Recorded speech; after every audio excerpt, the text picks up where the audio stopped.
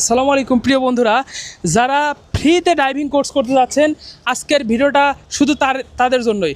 অনেকে বিশ্বাস করতে পারছিলেন না যে সরকারিভাবে ফ্রিতে প্রাইভেট কার ড্রাইভিং করানো হয়, এবং আপনি যখন সরকারিভাবে ফ্রিতে ড্রাইভিং করবেন, শিখবেন, শেখার পরে আপনি পাবেন হলো 20,000 টাকা সরকারি ভাতা, এবং ড্রাইভিং লাইসেন্স পাবেন সম্পূর্ণ ফ্রি, এবং একটা সার্টিফিকেটও পাবেন যে আপনি কোর্স করার জন্য একটা সার্টিফিকেটও পাবেন।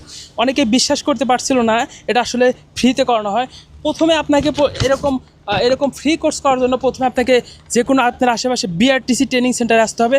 আসার পরে এরকম একটা ফর্ম দিবে, এই ফর্মটা পূরণ করতে হবে, এবং ফর্মটা পূরণ করার আগে আপনার এনআইডি কার্ডের ফটোকপি, আপনার 2 কপি পাসপোর্ট সাইজের কপি, নাগরিক সনদ, এবং আপনার যেটা লাগবে সেটা হলো আপনার কিন্তু সর্বশেষ যে শিক্ষাগত যোগ্যতা আছে তার একটা ফটোকপি কিন্তু আপনার এখানে নিয়ে আসতে হবে। পাশাপাশি আরেকটা জিনিস লাগবে, সেটা আপনাদেরকে না বললেও না, সেটা হলো আপনার মেডিকেল যে সক্ষমতা, মেডিকেল একটা সার্টিফিকেট লাগবে। এটা আপনি নিয়ে এখানে এসে ফ্রিতে ড্রাইভিং কোর্স শিখতে পারবেন।